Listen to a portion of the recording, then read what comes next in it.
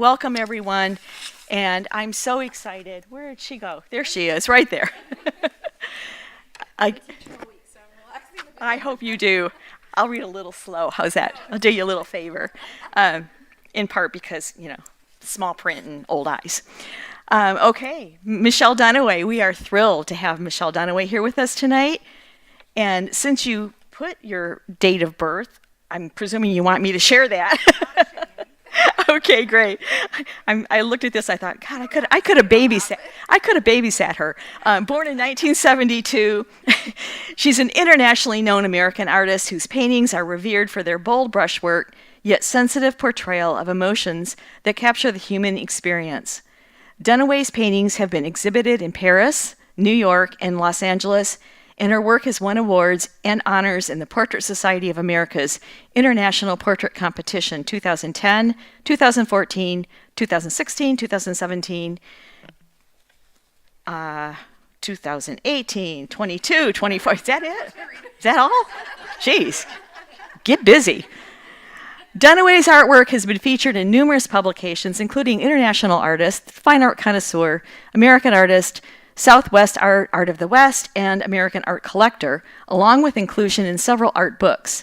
Dunaway's paintings are highly sought after by distinguished collectors and displayed in prominent collections throughout the U.S. and in Europe.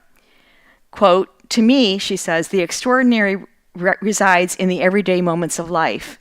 Those moments when we stop, pay attention, and feel gratitude. All of us experience such moments, and they transform us for the better. These instances of human life, personal reflection, and inspiration are what I love to capture and paint." Tonight's presentation, I'll just go ahead and read what you sent, just to kind of prime the mood here, prime the room. The topic is the power of rhythms in nature and harnessing the beauty of those rhythmical elements to create a compelling work of art.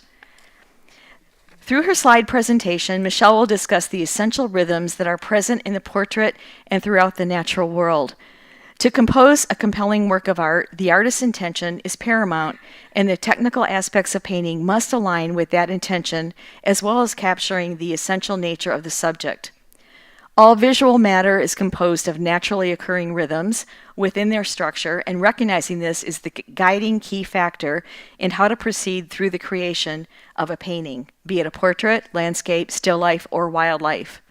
Often, as artists, we become enchanted with so many details within our subject that we can get off course and lose track of the essential nature of what we are painting while attempting to just paint everything well.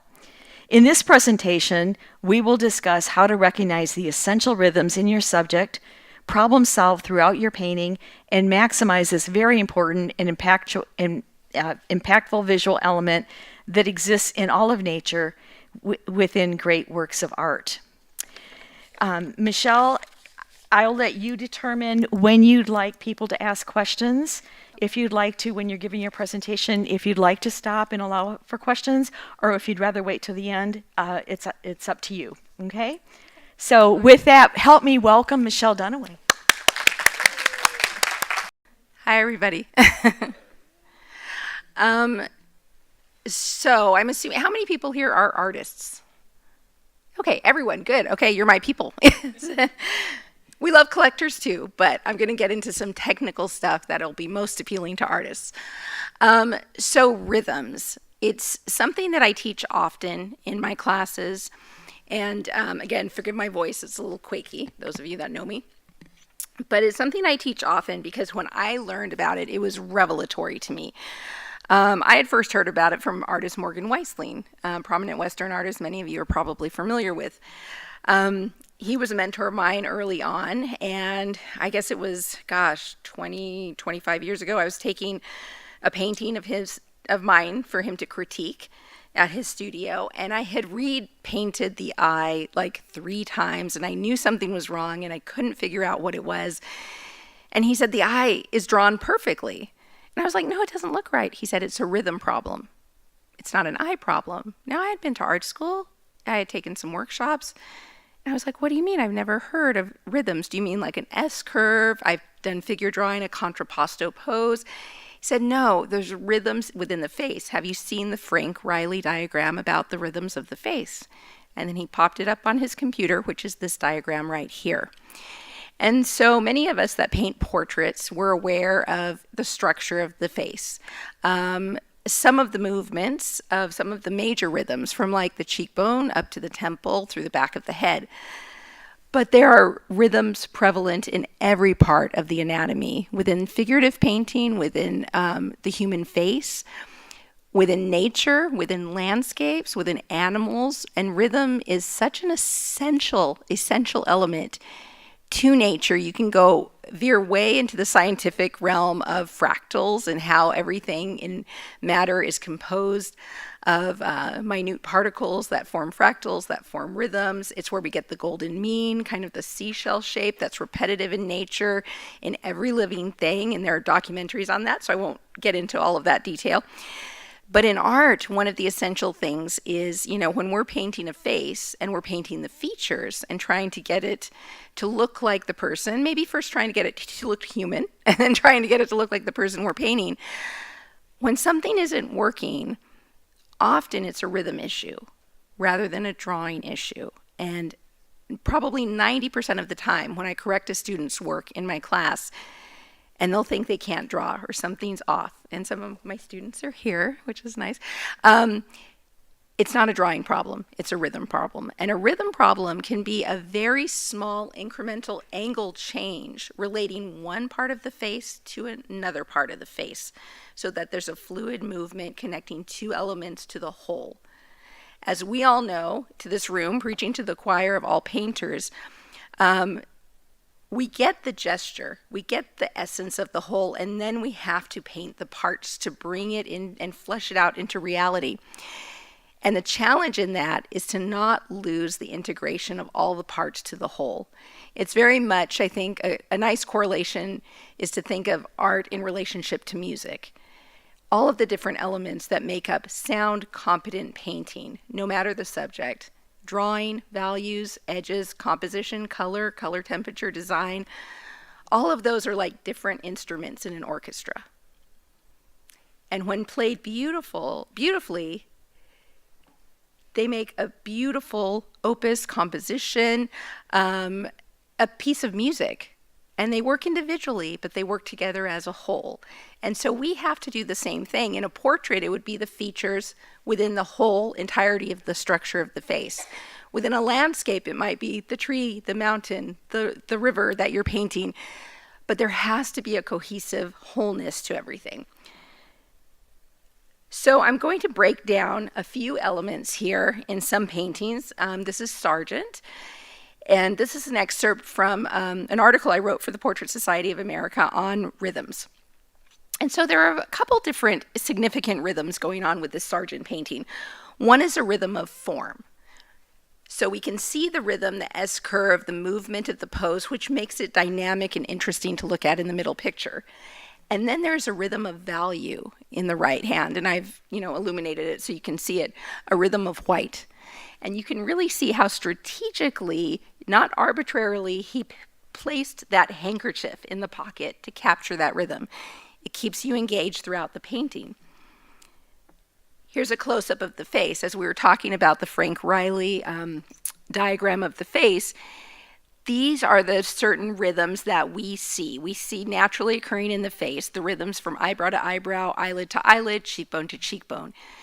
So we mark it this way on our painting, but this is how we want to visualize it. We want to connect those shapes. And where they connect in those beautiful S curves, almost like an infinity sign with the eyes, is essential to getting the character of the portrait. If one of those rhythms is off, which it was in that portrait that I showed Morgan, it will look like the eye is drawn incorrectly, when in reality it's a simple angle change. And I'll show you that portrait a little later on to illustrate what I mean. Here's a photograph of a model I had in one of my classes, and I just drew over some of the essential rhythms.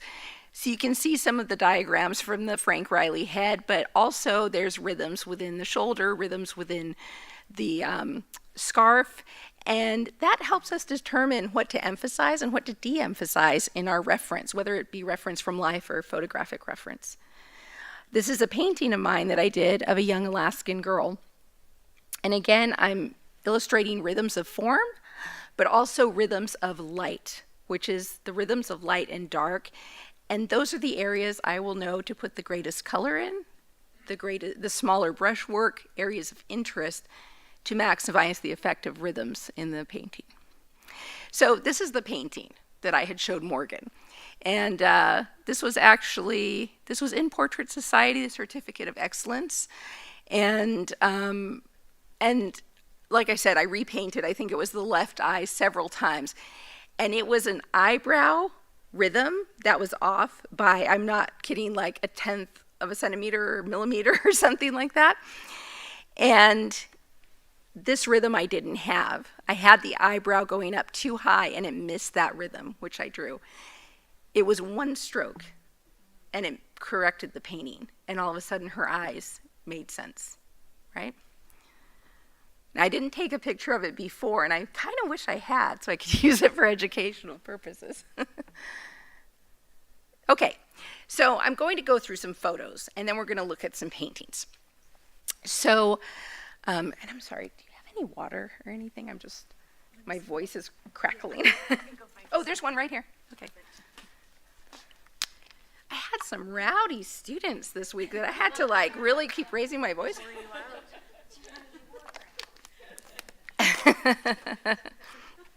Okay, so this is a photograph I took in Alaska recently. And every painter in here can go, oh, I can picture that as a painting, right? Nature creates rhythms. Rhythms is not something that's contrived, and I can't stress that enough. I don't believe in idealizing the figure. I don't believe in idealizing nature. I think people in their intricate uniqueness are beautiful, and as well as nature. It's all there. But when we go to paint it, we don't want to paint everything in sight like a photograph, because what's the point? You know, John Coleman, who I'm sure all of you are familiar with, says, we're not copy machines, right? So we're artists. We want to dissect and include only the most important elements. I like how Dan Gerhardt says it too. We want to paint things that make our heart beat faster, not just that copy nature. So I mapped out what I consider the essential rhythms, and it all depends on your intention of what you want to create in your painting. But this is what, to me, I see nature presenting naturally. So if I do this on my reference, I will know what to subdue and what to enhance. That tells me along that rhythm line is where I will put the greatest amount of detail, the greatest amount of color temperature changes, nuances. The rhythm becomes part of my focal point. And, you know, this idea of bringing the focal point into play and slightly obscuring the rest of the painting also isn't a technique or a methodology. It's how the human eye sees. Now, I'm most interested in painting how the human eye sees personally for myself. And the human eye deems certain areas important and certain areas subordinate to those important areas. And how you determine the areas of importance, well, it's where your eye goes first on your subject. It's what you want to paint the most. And when you map it out as in your preliminary stages before you paint in the rhythms, the rhythm lines will give you that information as to where the most important focal points are.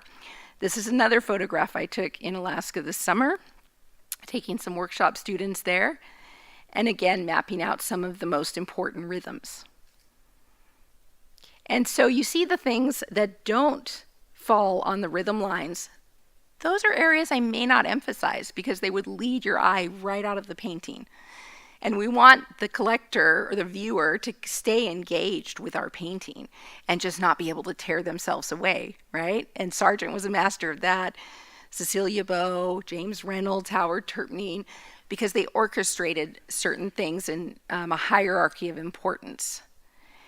Here's another photograph I took just right outside my studio in New Mexico that I do want to paint one of these days.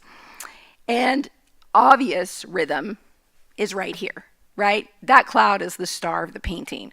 Whether I keep it a landscape, whether I put someone on horseback, whether I put a person in there. And then when I map out the natural rhythms in the foreground, this is what I see. But does that enhance the prime rhythm that's the star of my painting? It doesn't, right?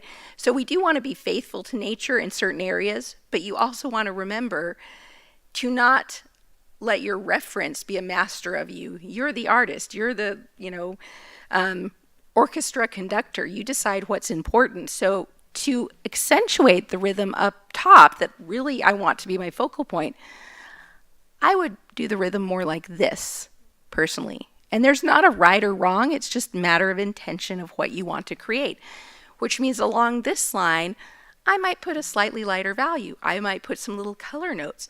One of the things I love about the James Reynolds paintings in the permanent collection is he would put little color temperature extreme notes in some of the rhythm areas of the painting in the focal point, color opposites that are the same value, like red and green or purple and yellow.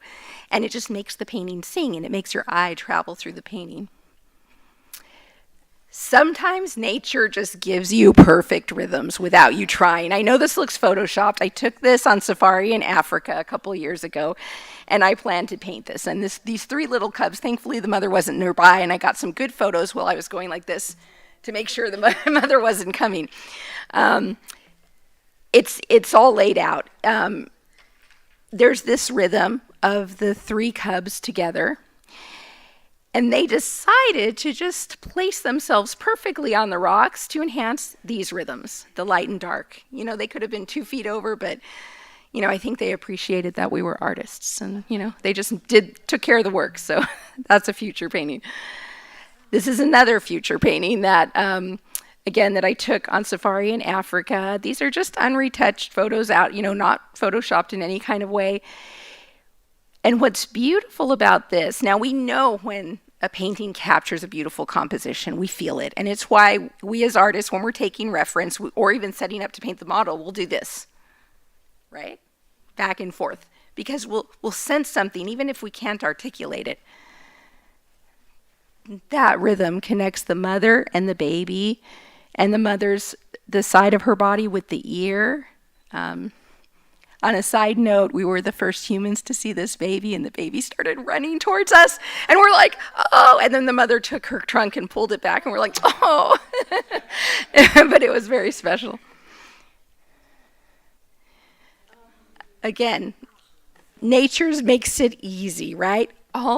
Most of our job as artists is to be observant and just to be aware of the natural world and take in the beauty.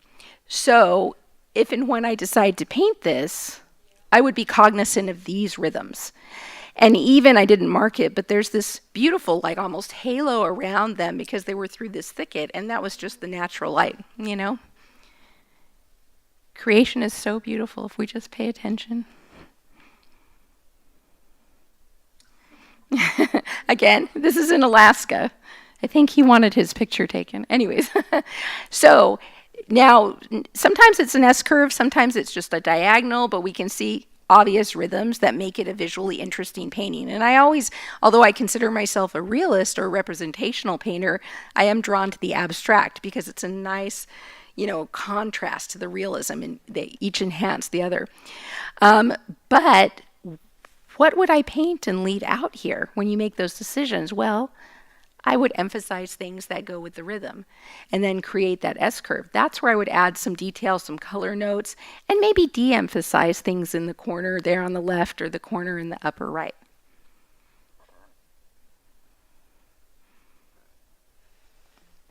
Again, this is one I positioned myself for. I loved the rhythm. It was just kind of very natural. You see that beautiful S-curve, always looking for S-curves in nature. I think it goes back to my days of figure drawing, and that's when I first saw it, and then you see it with the figure in the landscape. Now, you could put anything there. You could put a cowboy on a horse. You could put a group of people. You could put a lion. You could put a safari jeep. Anything there, but that is a good thing to keep in mind, even if this was just a landscape, where you might put your subject in your painting along that rhythm line. This was the Maasai chief that I painted him from life with a friend. We were teaching a workshop up in Kenya last year. And one of the things that I found so interesting about the regalia that they wear, that in some ways is very similar in some of the beadwork and coloring to our North American Native Indigenous people. And it's amazing cross-culturally, different continents, some of the similar artistic crafts that exist. But these big necklaces they wear, it's an arrow right up to the eye. Those are the things we want to look at. And so to keep that in mind, to be cognizant of that from the beginning, allows you to make sure that that lines up correctly. Because I don't really believe in copying the photo exactly, right? We always interpret. But if I were painting this, I would make sure that that necklace stays connected to that rhythm line. Now, that's not necessarily a rhythm line in nature. That's a compositional rhythm line, because there are different types of rhythm lines throughout art and throughout nature. Here I am mapping out all the different rhythms that I see that I would emphasize in the painting. And I've gotten to the point where I start to look at this and try to see this in my mind before I put the paint to canvas, right? And that gives you the information of what to emphasize, what to de-emphasize. This is that same little baby elephant from a different vantage point. And if I were going to paint this, it can be overwhelming with all the foliage and everything. What do I emphasize? Part of it, you first as an artist, of course, have to determine your intention for the piece. What is the most important part? This connection between mother and baby is the most important part to me. So that is where my eye would focus, and that becomes my focal point. And then secondary rhythms would be, I love the movement of the ears. Again, it creates kind of an S curve, infinity symbol, though on its side, which is very pleasing to the eye and goes back to the golden mean, which you can research online, and some of the traditional compositional elements of art through the ages. Another photo I took in Africa of a leopard, and now if I were to paint this, I have no interest in painting everything like a photograph, but I would want to show the animal in their environment. So what areas of the tree would I emphasize? Well, first, I want to map out the rhythms of my main subject. Now, you could replace this leopard with a human in a flower garden or in a forest, and you would be going about it with the same process. I would emphasize the areas that complete my rhythms and create an interesting design.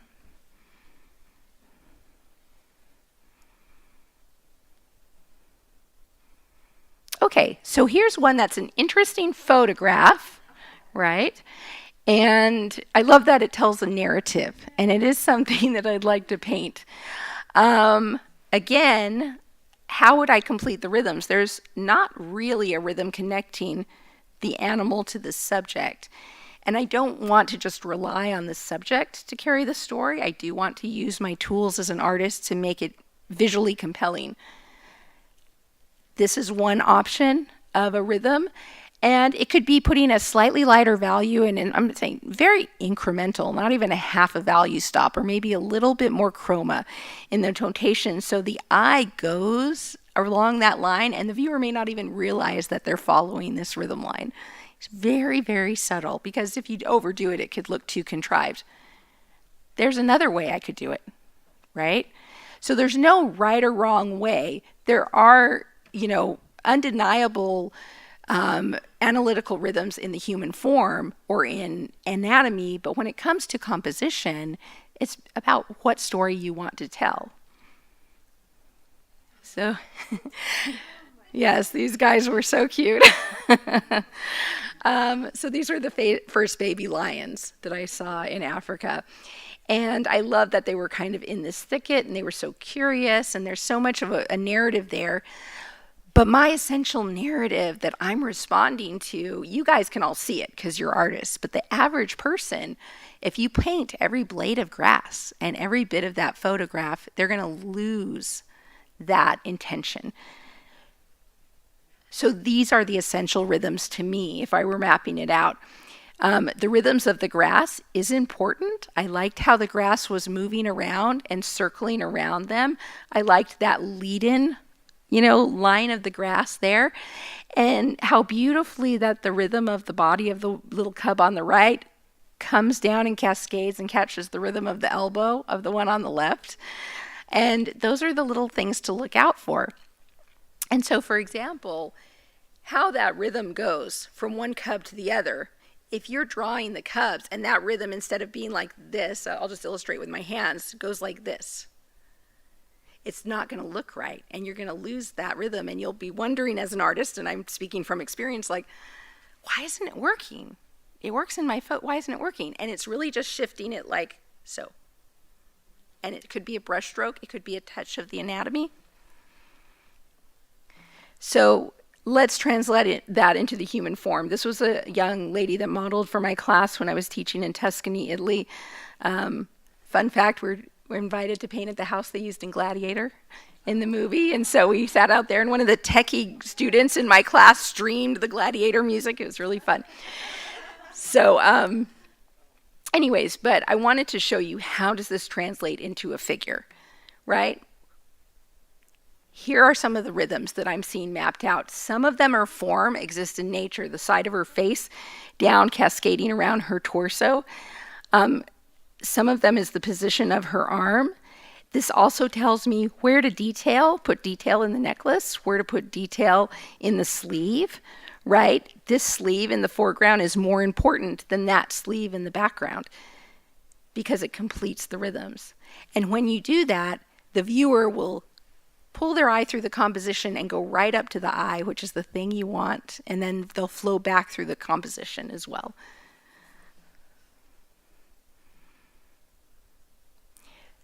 That rhythm really goes nicely. That one fold, let me go back so you can see. So I wanted to illustrate that, since it's all painters here, where sometimes we'll start painting detail and we won't think about getting that exact movement. We'll just paint maybe it more straight and up and down, right? Thinking we're just painting a shadow on the far side of the arm. But the way that curves, see, that connects up in an S curve. So paying attention to angles and being cognizant of that throughout the process. Okay, this is a photograph, a portrait of Edward Curtis himself. We all know of his photographs. There's one here in the permanent collection, which is beautiful. Such an amazing photographer, and he utilized many of these things, these elements of rhythms throughout his work. And you can see the rhythm of light, an S curve right here through the composition. And as a photographer, perhaps he manipulated and pushed that shadow back further, things that we do similar in painting, right, and in drawing. This is a quick figure drawing, 5 minutes. Kind of scary to see a 5-minute drawing so large, but but here are the rhythms that I'm looking for within the figure. There are rhythms especially through the hips on women, through the shoulders on men, the beautiful rhythms that connect the body. That tells us the things we need to emphasize, especially when you have a limited amount of time, like a 5-minute sketch. Yes. Oh, thank you so much. Hot water with honey in it. We didn't have lemon, but I brought it. Oh, that is perfect. Thank you. Till my voice is getting a little scratchy. Actually, my students they were the best group of students, but we got all excited and talked aloud and just had a ball. So it's like being at a 4-day party where we did art. Okay, so this is Rosa Bonheur. If you're not familiar with this artist from France from the turn of the century, go look her up right away because she's extraordinary. Some of you might be more familiar with her work than her name. If you've been to the Metropolitan Museum of Art, that giant painting that's the size of this whole wall called the Horse Fair, multiple horses, that's by her. And so this painting of a lion, she actually had a pet lion, but I'll let you research that online. Really, really cool woman. This is where I mapped out, there's a beautiful rhythm of light. And it's kind of an unconventional rhythm of light, right? It's like a small, almost like a river of S curves. And that emphasizes to me the dignity and the presence of this lion. We all knew who this is, Sargent. So this is from the recent Sargent and Fashion exhibit in Boston. And, I love all of Sargent's work. He's one of my favorite painters. This painting stopped me in my tracks. And I just stared at it. And I'm serious. Probably I kept coming back to it. The guard kicked me out of the museum at 10 o'clock. And I must have stood in front of it for a couple hours because it was such an economy of brushwork and of value, and such a masterclass in rhythms and the economy of the rhythm, but the power of the rhythm. Obvious S-curve rhythm that goes throughout, right? This rhythm of light. Then this stroke, I'm going to go back so you can see it without the mark. That one stroke that was done in one brush stroke is an arrow, a rhythmical arrow going straight to her hand. So when you look at this, you may not think about that rhythm, but man, your eye goes from her face down to her hand, catches that stroke, goes back up. It's just incredible.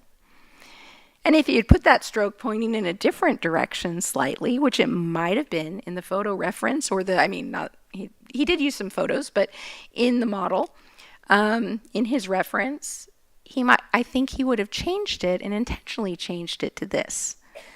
And that's where rhythms can be malleable when it's fabric, or like the feathers of the hat, right? It just connects beautifully.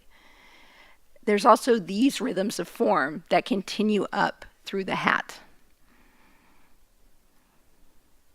and down through the cape. And it's a little difficult to see in here, but there are these angles that he has in the background of dark that merge into light, and I illuminated them with the arrows, and those also point to the rhythms to direct your eye to them. This beautiful painting is by an Indiana artist, and I am forgetting his name right now. I apologize. But he is a fantastic artist. I've always loved this painting, and I wanted to show you some examples of even like a more realistic painting, tighter painting that still captures beautiful rhythms. This rhythm of light through the head and down to the shoulder, that's really a form rhythm that exists on every human being. But the artist chose to illuminate that by light, and so it emphasizes the rhythms in a beautiful way. Also, the rhythm of light on the shoulder, where does it go? Right up to the eye. And it's maybe difficult to see, or maybe just for me because I have the light on my face, but there's this shadow right here off his cheekbone that is going in the same angle of the rhythms there and directs you up to the eye.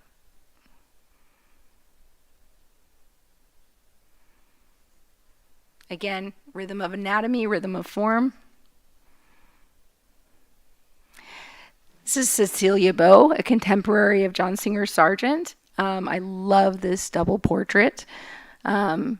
This double portrait actually inspired my first double portrait. That was my first time of being a finalist in the Portrait Society of America. I love the idea of a double portrait where one subject is engaging the viewer and the other is supportive, and the movement of fabric and design that he created throughout this, or that she created throughout this, is just beautiful. Cecilia Beau, as well as Sargent's, and they were contemporaries and painted together, were just masters of rhythms of light, rhythms of form, rhythms of color. And I've mapped out some of these rhythms, and even as subtle as the placement of the chair, drawing your eye down to the movement of the dress. And this is sometimes these things we don't think about, and we need to think about because they can make or break a painting. And you could easily paint that chair a little to the right, a little to the left, and not capture that rhythm. And then you might say, well, why is that chair there? What purpose does it serve? This links them to the environment and creates a beautiful movement, as well as the collar. I'm going to go back to where there are no arrows. That collar, realistically on her, on the fur collar of the girl on the right, could have been a little bit higher or lower, right? Sometimes the rhythm doesn't happen exactly where we want it to, but it's easy to move. Cecilia Beau popped that rhythm to draw your eye right up to the eye. And knowing her work and reading her autobiography, which is fantastic, by the way, I can bet she did that intentionally. So Bouguereau,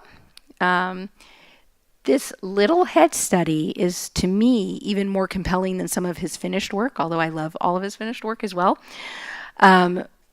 There are two really beautiful rhythms when you look here, and one is from that shoulder, that S curve right up to the eye.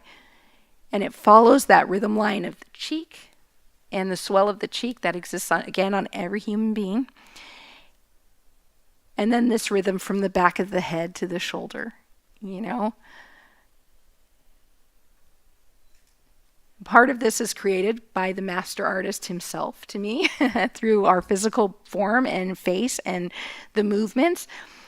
But we can analyze it and know what to emphasize and just what to bring to life in a painting that makes it the most compelling portrait that you could do with your subject matter. There's another rhythm throughout the ear and the jaw. And this is why it's helpful to have that diagram, where the rhythm is mapped out. But you can see it, even if you're not aware of it. If you know to look for it, you will start to see it everywhere in nature and be able to implement it into your paintings. Another Sargent painting, beautiful quick study. And Sargent and Cecilia Beau both were known for the intentionality of every brushstroke. Everything serves a purpose. Nothing is wasted.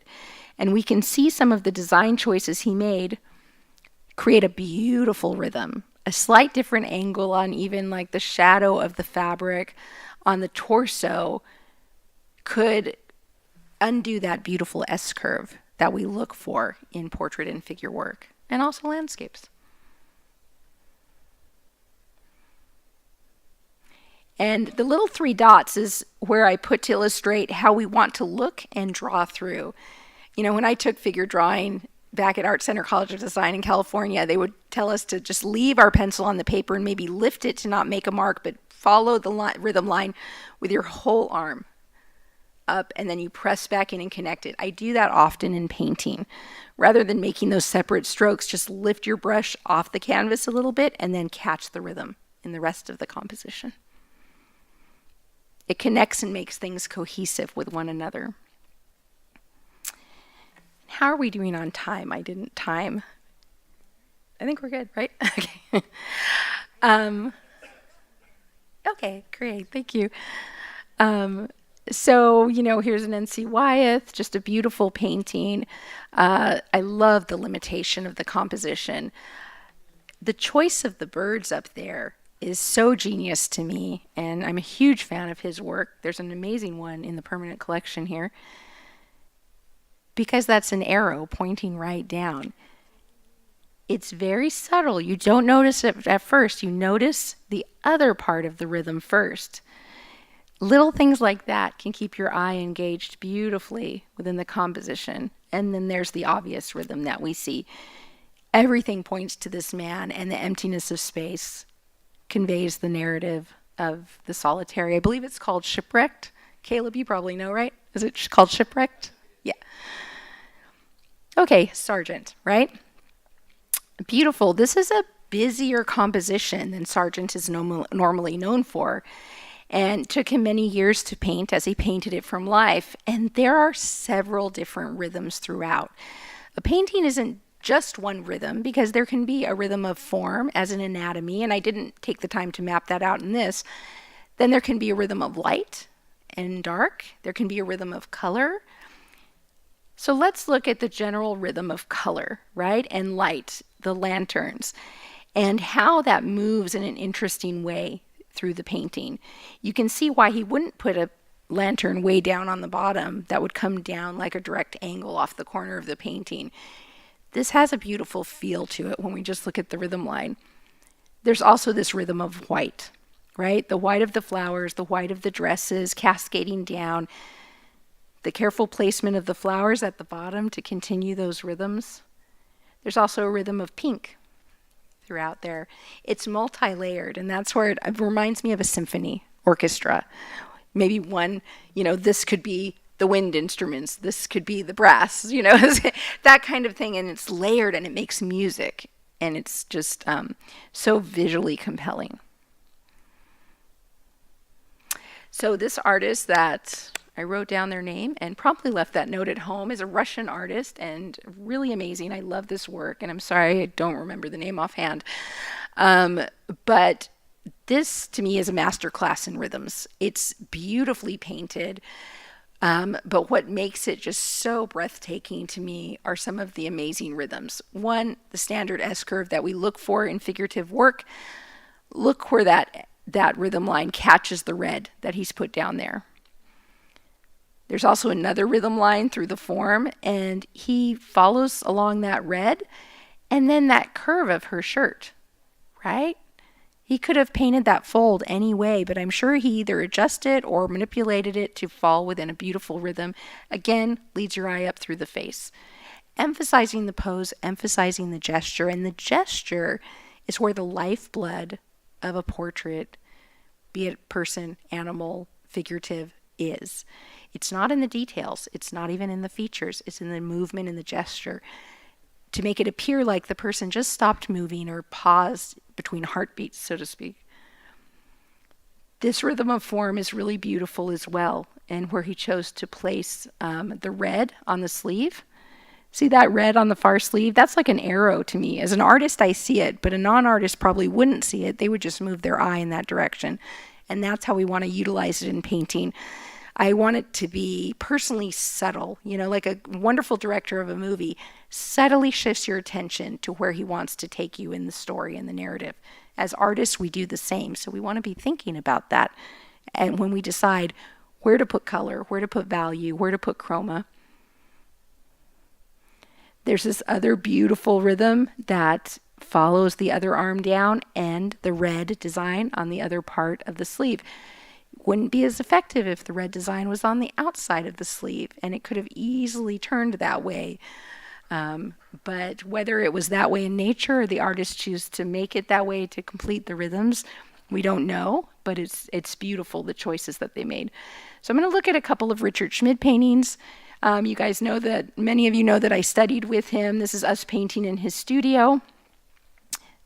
Rhythmical elements in a painting is something Richard Schmid was a master of.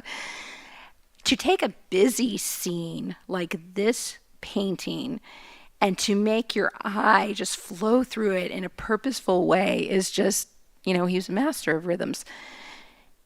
Emphasizing some of the rhythms here, the S curves, you can see where he chose to put just that rhythm of yellow. This to me is a rhythm of yellow, a rhythm of light.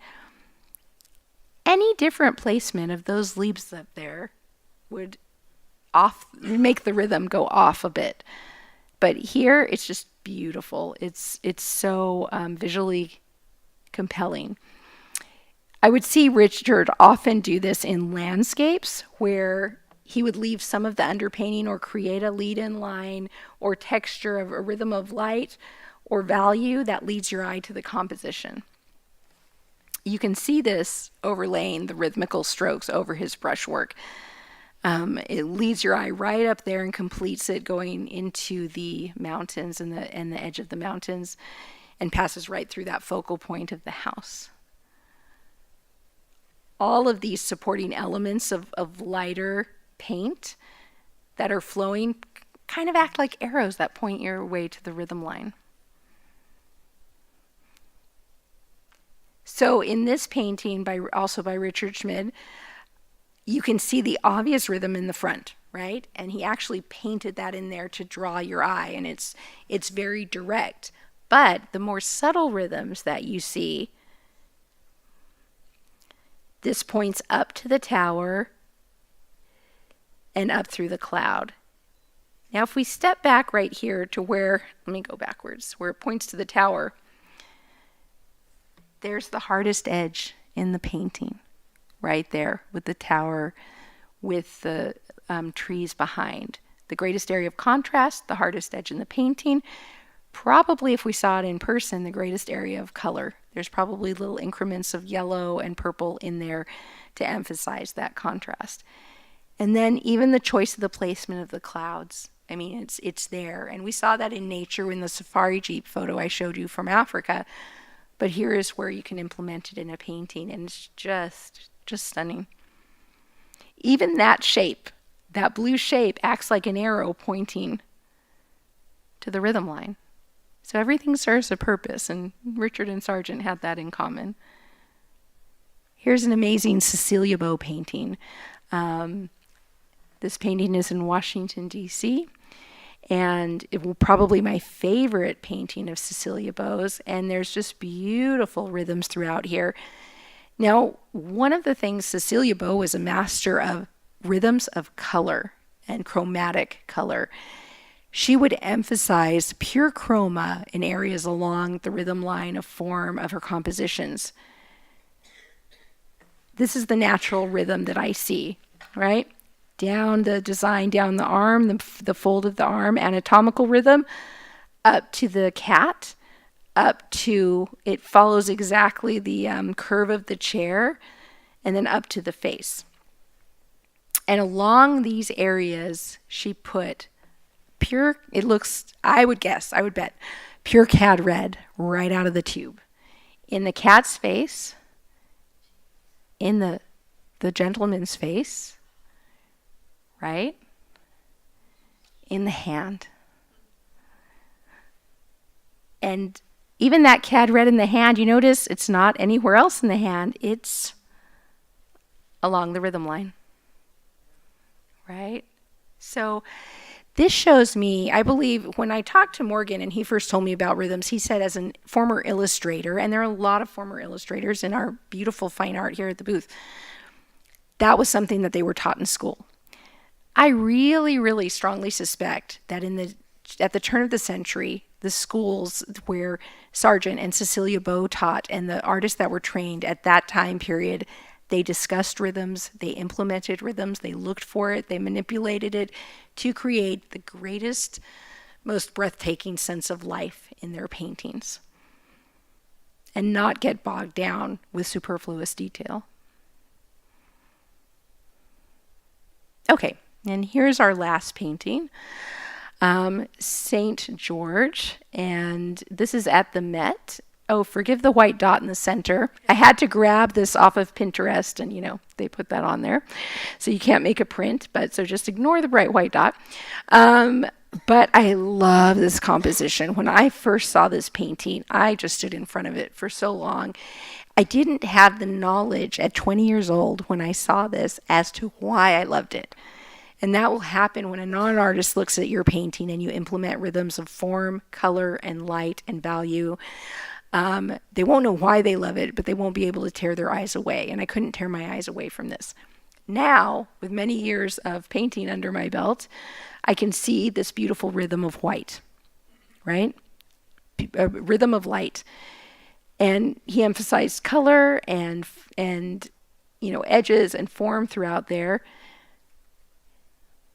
And it also curves down right towards the face, which is very important to the portrait.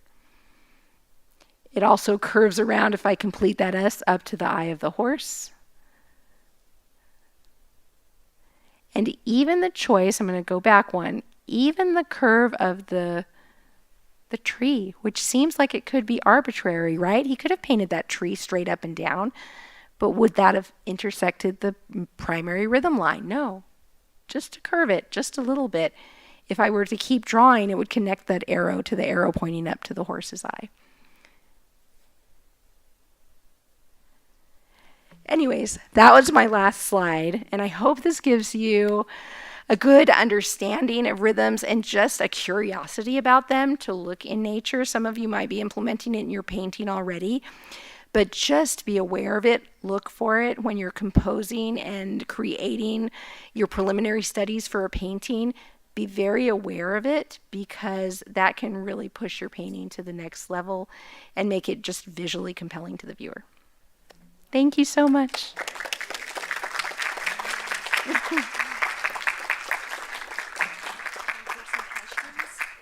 yes, yes. I'm happy to answer some questions. Wow, I didn't time it and we ended right at 7, so it's good. Throw some questions at her while we have her. I think it was the photograph of the 3 younger cubs. Yes. And there really wasn't a strong light source. Yes. Do you ever enhance that when you work on it, or do you allow it to stay? Like, what was your initial thought? Yeah, that's a great question. One, I couldn't control the light, of course, and it's just a completely raw picture that I haven't edited. But if I were painting it, I would emphasize the light along the rhythm line, just subtly. If we do it too much, it can look, unnatural because it was an overcast day. But if I subtly emphasize the light along there, subtly emphasize the composition and design, the anatomy, the brushwork, the color notations, the chroma, everything subtly, it will have a great impact. If I overdo it too much, it can look forced. I think it's an interesting way to adapt to that kind of almost the flatness, because all the colors are so similar. Yes. And then you look at that rhythm line and you're like, well, that's where I'm going to push it, and it makes so much more sense. And that'll create depth. And when I actually took that photograph, it reminded me of there's a Sargent painting at the Met called The Hermit, where the man is hidden and the deer is hidden in this beautiful array of shapes that's all in overcast light. But you look at it and you are aware of the abstract, and then you become aware of the trees, and then you see the man, and then you see the deer. And it's really interesting, and it's very different from any other Sargent painting I've ever seen. But he utilized, I could tell, rhythms to point the way to the essential elements. Otherwise, you might have missed those because they really camouflaged in with the surrounding, Yeah, Caleb. I knew you guys would have good questions. Sir, I'm going to hand you this microphone to use. So that people on Zoom can hear us. From a fairly early age, I recognized that there were such strong rhythms emphasized, especially in the plains of grass and things in Richard's paintings. Yeah. And was that something he overtly kind of talked about, or was that something he just kind of left you to figure out on your own?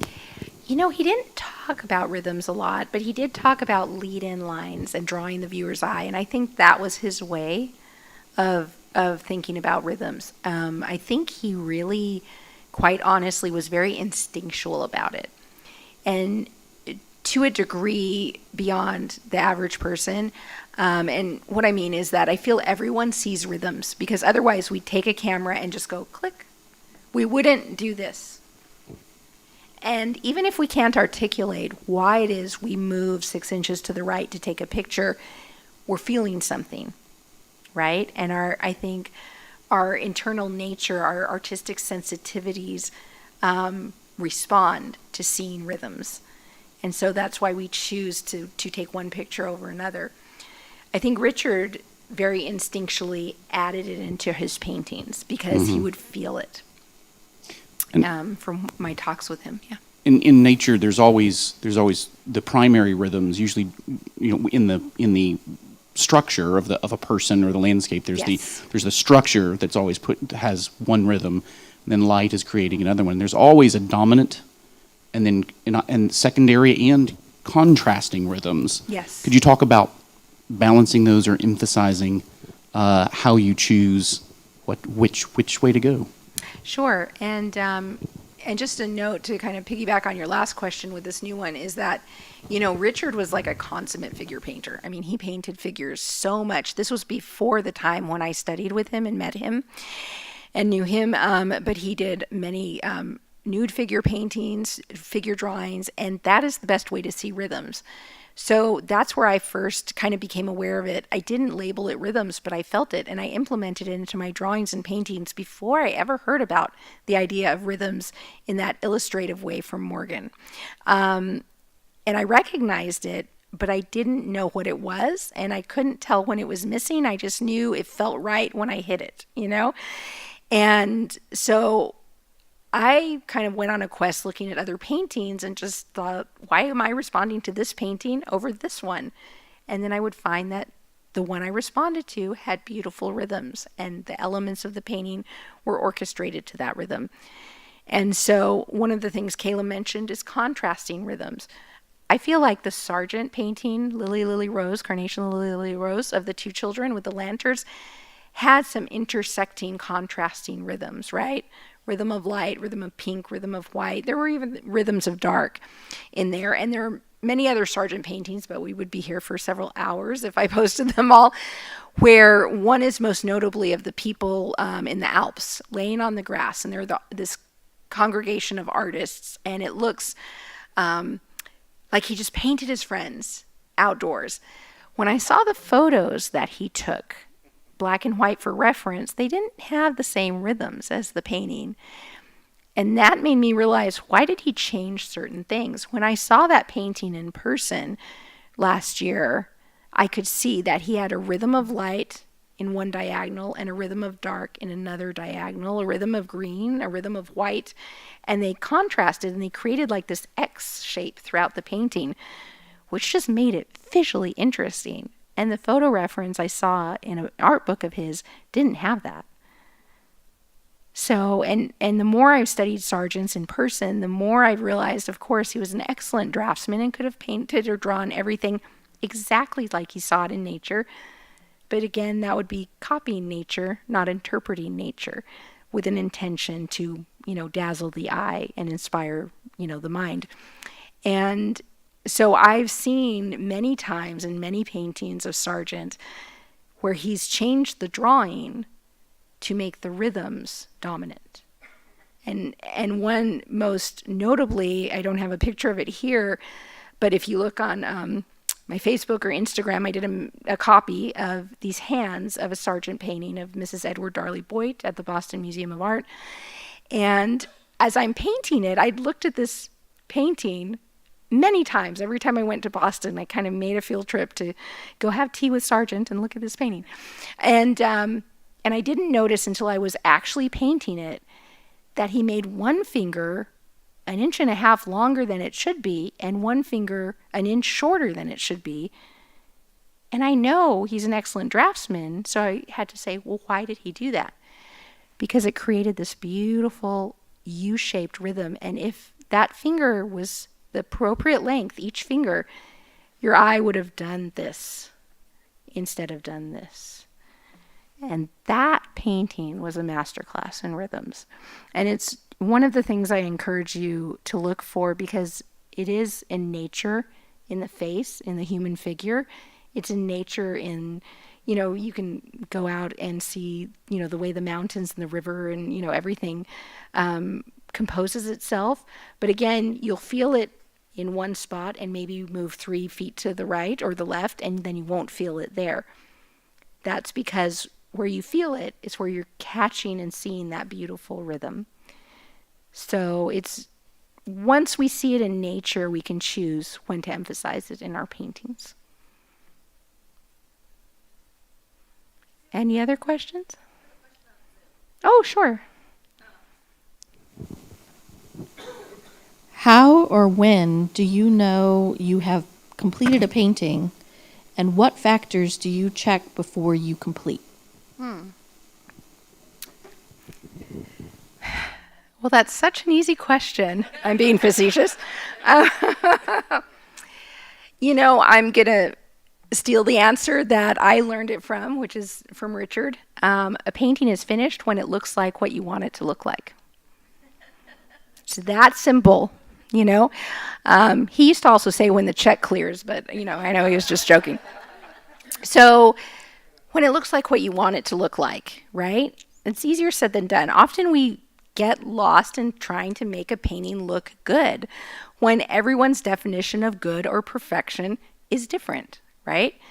So, we know as artists, no matter what we do, we're going to get some criticism, so we might as well do what we want, right?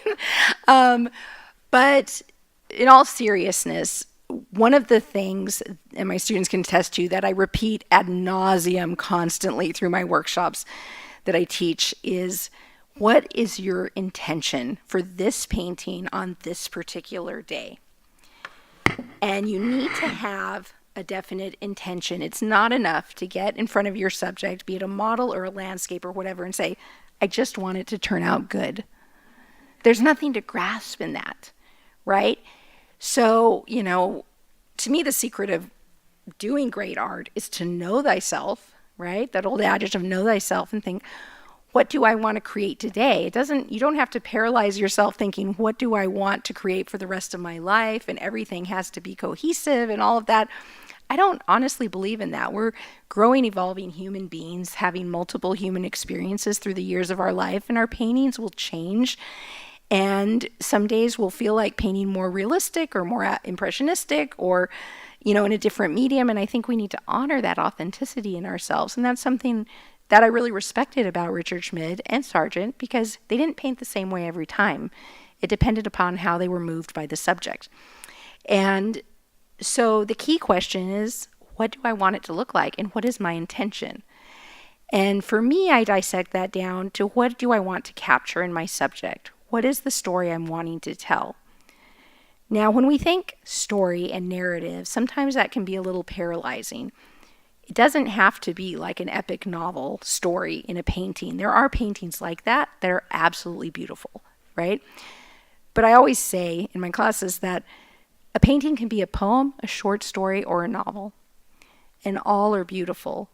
I wouldn't compare, a Mary Oliver beautiful stanza of poetry in 3 lines against Dostoevsky, right? But they're both beautiful. They're both equally beautiful. So there are many different ways that we can paint that are valid painting.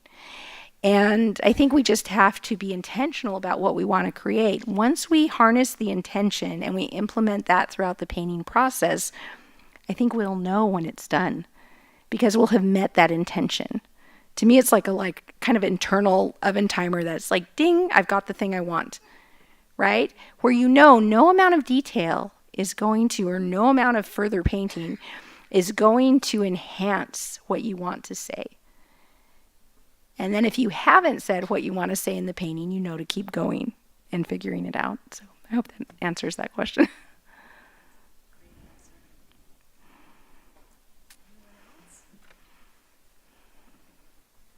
I have a question for the audience. Sure. Who all is going to be up all night going through your stacks of paintings? You can text me at 2 a.m. and we can compare notes. Yeah, I'd say just a last thing I'd say is, if there's any painting that you're working on, to kind of add a caboose to that question, and it's close to what you want and you feel like it's not working, the first thing I would check are the rhythm lines, and the rhythm lines follow your intention. Check that, because often it's one subtle brush stroke and then there it is, right? So.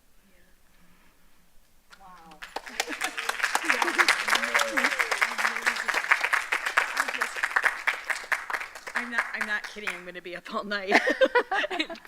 Feel free to text me. 2 a.m. We'll talk. Text her, don't text me. But you Yeah, can get replay the some video. rest. You get some rest. That was amazing. Thank you so very much. So We welcome. are It's so such a joy to honored. be here. We're so honored and appreciative and grateful for sharing what you did, and what a wonderful presentation. Just Thank you, again. Brenda. Thank you. And thank you guys for coming out. I know there was a lot of rain and craziness the past couple days, so I appreciate seeing all of you.